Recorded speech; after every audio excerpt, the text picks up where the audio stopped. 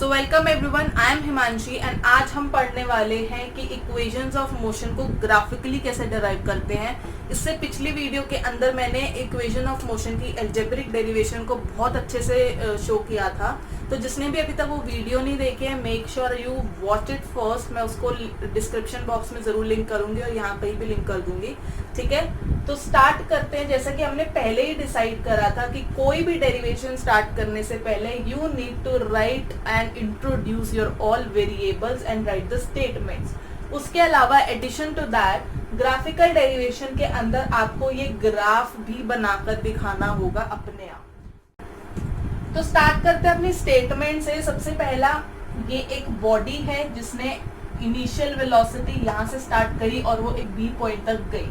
अब क्योंकि ये वेलोसिटी टाइम ग्राफ है, the y axis is showing the velocity quantity and the x axis showing as the time quantity. तो अगर मैं देखूं, जब मेरी बॉडी ने मोशन स्टार्ट करा तो उसकी कुछ एक पर्टिकुलर वेलोसिटी थी, तो वो कितनी होगी ए ओ। ये मैं कैसे बता रही हूँ, फॉर सपोज यहाँ पे 1 2 3 कोई भी वैल्यूज थी, तो जो इस पोजीशन की वैल्यू होगी वही हमारी इनिशियल वेलोसिटी होगी, क्योंकि यहीं से बॉडी का मोशन जो था वो स्टार्ट हुआ। तो for now my initial velocity is this area, that is AO या OA। Next come the final velocity. वही मैं बात करूं जहां मेरा मोशन खत्म हुआ, तो उस टाइम पर मेरी बॉडी की क्या वेलोसिटी थी, जो कि थी एक्चुअली में BC। BC को हम तोड़ के BD प्लस DC लिख सकते हैं, right. Third is time. Time OC, पूरे मोशन के अंदर कितना टाइम लगा, that is OC। Obviously x axis पे क्या है। And acceleration is AB, the slope and distance is the area covered by this distance, this slope. अब ये दोनों पर्टिकुलर चीजें मैंने कैसे निकाली है, उसके लिए मैं एक छोटा सा आपको बेसिक कंसेप्ट समझा देती हूँ। वेलोसिटी टाइम ग्राफ का, ग्राफ के अंदर कोई भी ग्राफ हो उससे पहले आपको एक टर्म का मतलब पता होना चाहिए, दैट इज स्लोप। यहाँ पे मेरी y एक्सिस ये है, x एक्सिस ये है, एंड स्लोप का बेसिक सा मतलब होता है जो भी y एक्सिस पे क्वांटिटी है divide by the quantity on the x axis.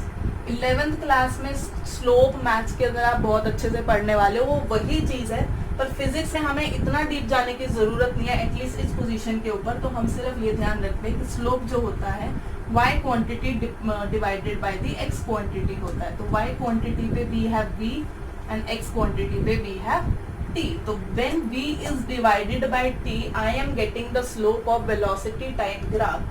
But अगर आप थोड़ा सा ध्यान लगाओ तो velocity upon time is actually acceleration.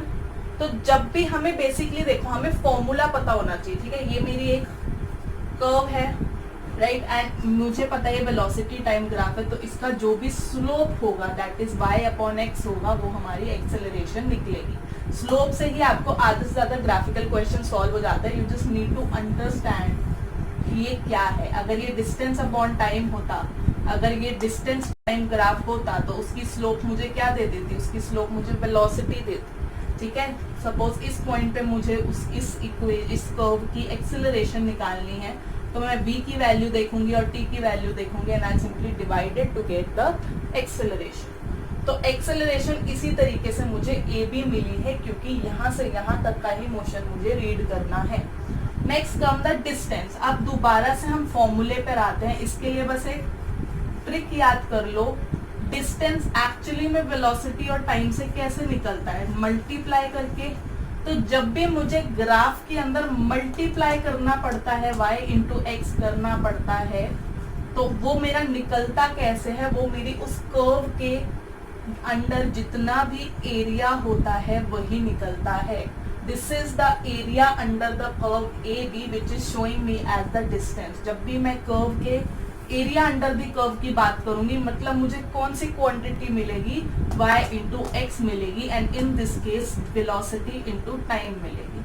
तो दैट इज वाई यहाँ की अगर मैं बात करूँ OAB होता, तो मेरा यहाँ से डिस्टेंस क्या निकलता, एरिया ऑफ ट्राइंगल OAB, पर यहाँ से मेरा डिस्टेंस क्या निकल रहा है, एरिया ऑफ ट्रेपीजियम ABCO। तो अब स्टार्ट करते हैं कि करके अपनी इक्वेशंस ऑफ मोशन को ग्राफिकली डेराइव करना। बट कुछ भी डेरिवेशन स्टार्ट करने से पहले, कोई भी ग्राफिकल डेरिवेशन स्टार्ट करने से पहले, make sure you mention all this in your answer sheet.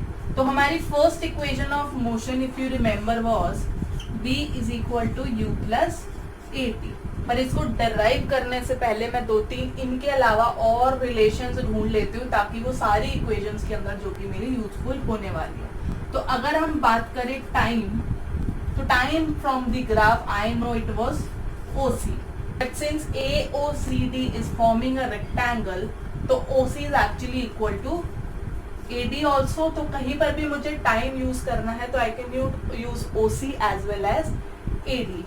उसके अलावा अगर मैं बात करूं velocity, final velocity was actually BC, जो कि मुझे पता है I can break it into BD plus DC।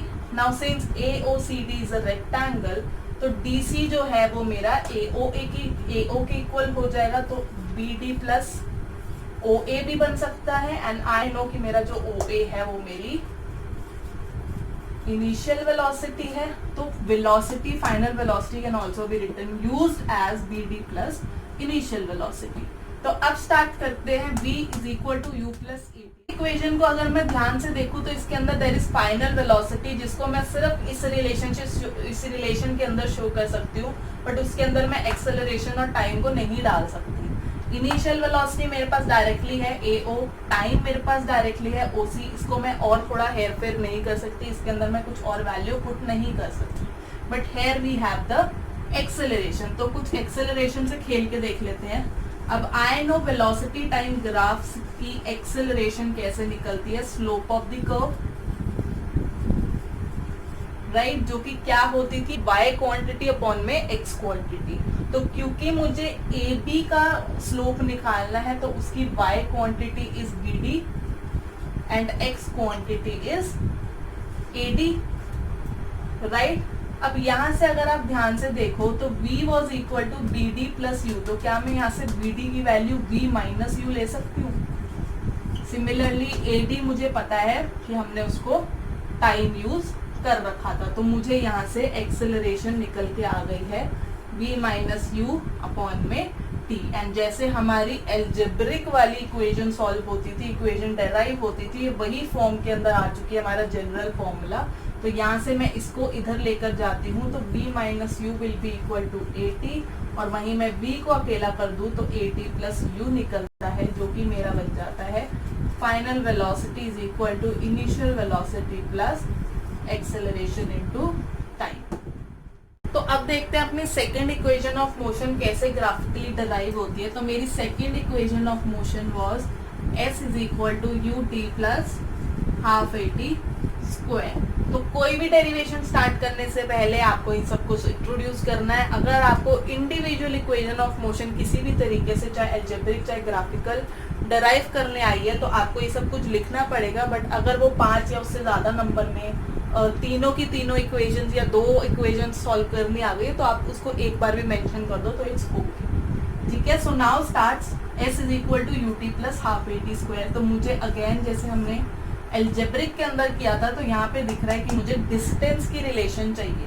तो distance in the velocity time graph मुझे पता है कैसे आता है, that is area under the curve से आता है। कुछ देर पहले मैंने ये चीज डिस्कस करी थी अच्छे से।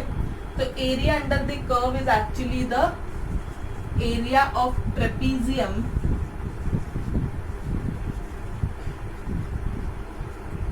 जो है हमारा OABCO।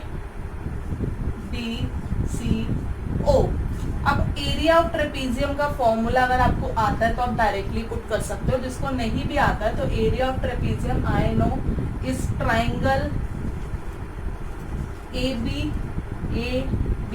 से बन रहा है plus area of rectangle ADCO से बन रहा है। एरिया ऑफ ट्रेपीजियम का फॉर्मूला नहीं पता है, they can simply break the trapezium into triangle and a rectangle. तो मैं आपको बेसिकली दोनों तरीके से करके दिखाने वाली हूँ। First we'll start with the area of trapezium. तो मुझे पता है कि एरिया ऑफ ट्रेपीजियम का formula is half into sum of parallel sides into में height होता था। अब वहीं पर मुझे उसकी सिर्फ वैल्यूज पुट करनी है। तो area of trapezium is going to give me the distance is equal to half sum of parallel side. तो इस ट्रेपीजियम की parallel sides are AO and BC,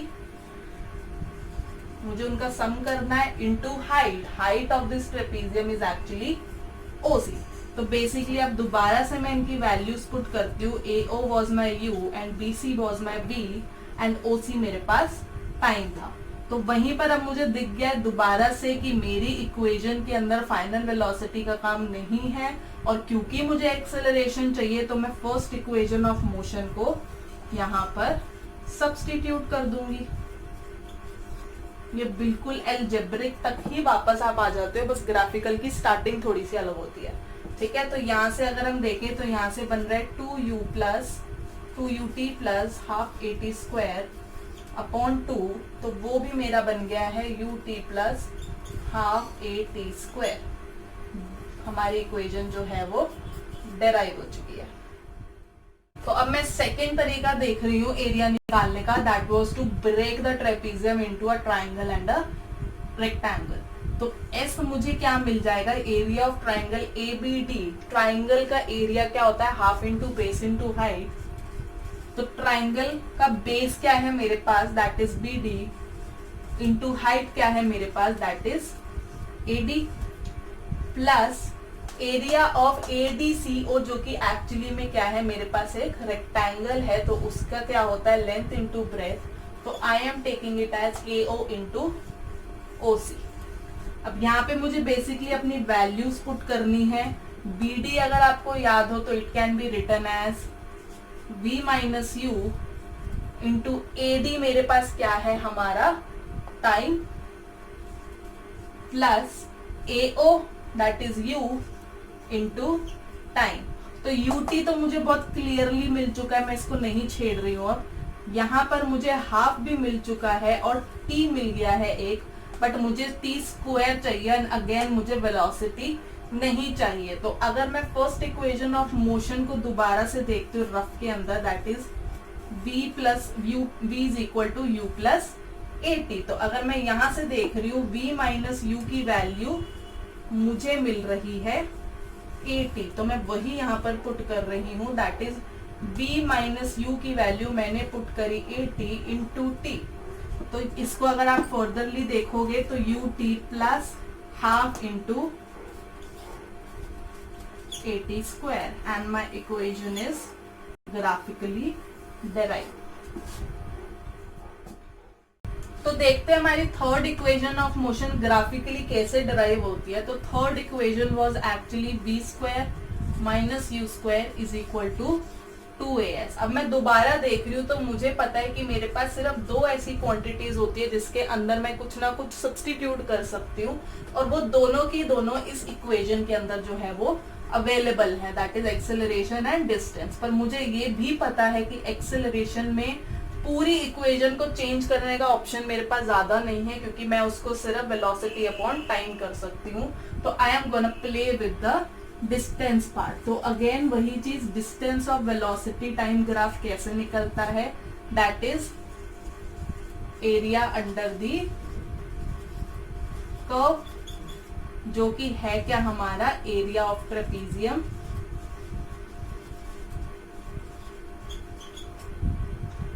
AOCB, right. तो एरिया ऑफ ट्रेपीजियम का formula अगर मुझे याद है तो it was sum of parallel side, तो it would be AO plus BC into में OC।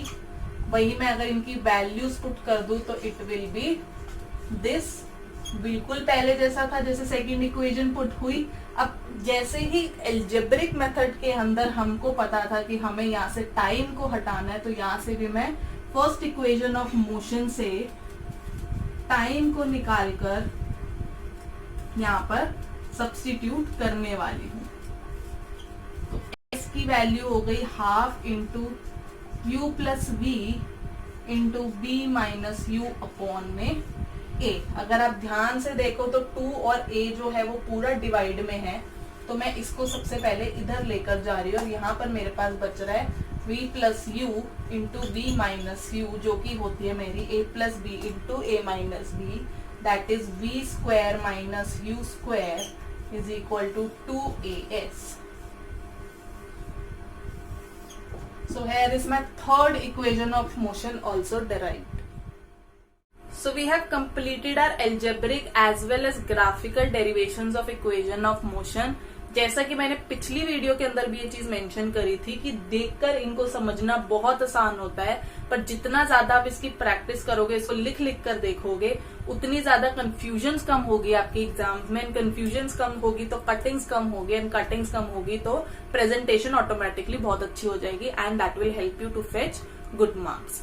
तो ऐसी और वीडियोस देखने के लिए make sure you subscribe to my channel and hit the bell icon. उसके अलावा लाइक करो, शेयर करो, कमेंट करो इस वीडियो पे जो भी आप मुझे सजेशंस देना चाहते हो अगले टॉपिक को लेकर। And if you have any kind of doubts regarding any of the video I have uploaded till now, till then